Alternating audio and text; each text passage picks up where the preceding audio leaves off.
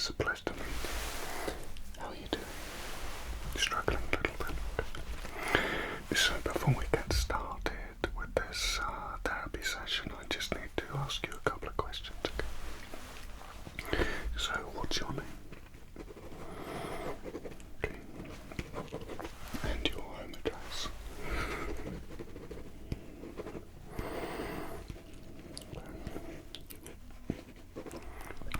And do you have an email address? That's lovely. Telephone number? Okay. And do you have anyone we can contact in case of an emergency, friend or family? Lovely.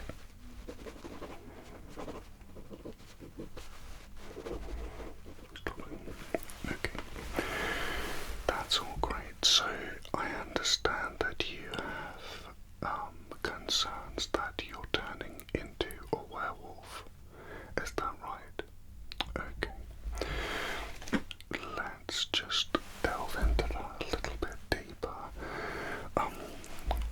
When did you first feel that this was happening to you? Okay, so about 6 months ago. And what was the first thing that made you feel that you were turning into a werewolf? You noticed that your hands turned into claws. Okay. Metaphorical claws. Actual claws. Okay.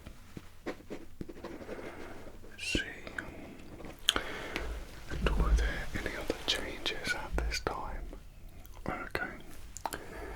So you just walked around at night with wolf claws, but everything else was the same.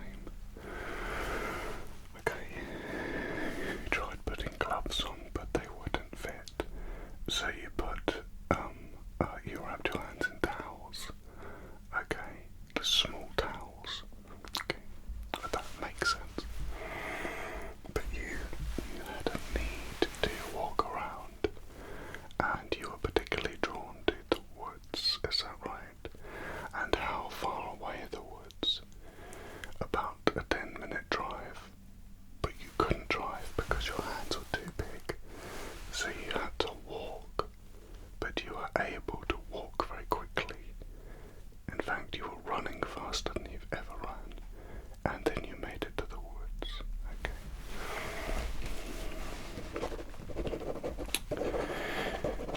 What did you do in the woods? What happened next? You just wandered around sniffing things, and it made you feel at home. Okay.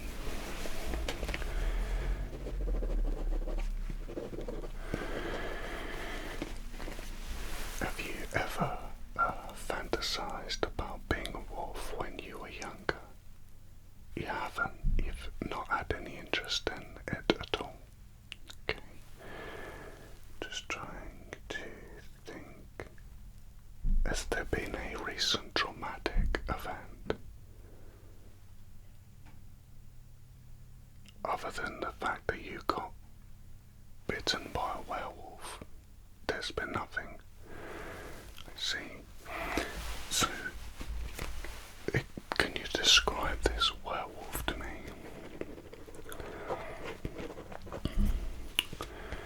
A big 10-foot wolf that looked like a werewolf. I see. I suppose it was a silly question. And where did this event take place? This was just before your hands changed, a week before. Okay, and it was when you were out hiking in the forest. Okay, I see.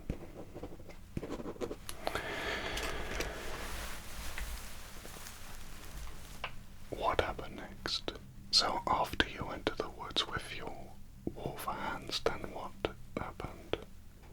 A week later, your legs turned to a wolf's legs, a werewolf's leg, and then you could run around and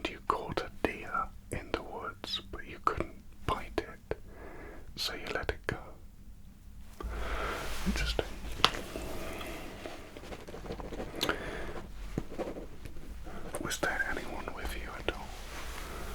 Did anybody see this? Okay. No one was with you, I see. You thought that your friends would get scared if they saw your hands and feet. That's understandable, that makes sense. Okay.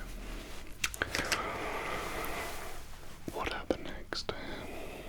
A week later, your whole body transformed into a wolf, and you went out and hunted lots of deer. I see.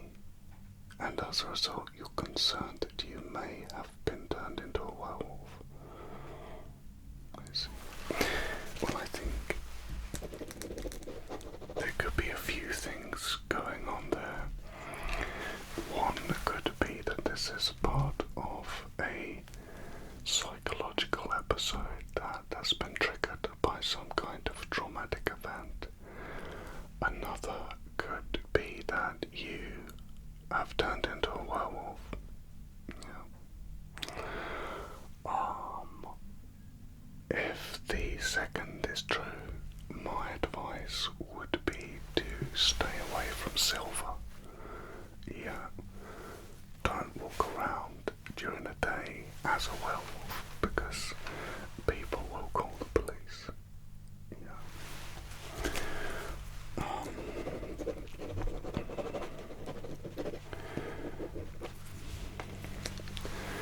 I would say try to mix with other werewolves, because it's a less confusing friendship group for you. If you're playing ball with some friends and suddenly you turn into a werewolf because there's a full moon through the window, then, you know, you'll just break the pool cue and damage the pool table, and everyone will start screaming, and then you probably won't be able to fit out of the door, so you'll get trapped in there. That's the main thing I say to clients that have turned into werewolves, is stay away from pool holes, particularly ones in the basement. In regards to a cure, I'm afraid there isn't one yet. It's a long time coming, but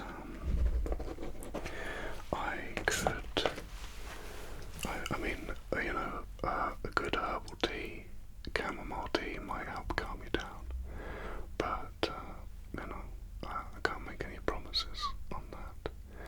There is a good chance that you will just go completely berserk and kill lots of people, so I would start to separate my time between the city and the woods. Definitely stay in the woods when you're a wolf and stick to hunting deer. You know, avoid confined spaces late at night in the city. Always have an escape route. There's ways of managing this. Yeah.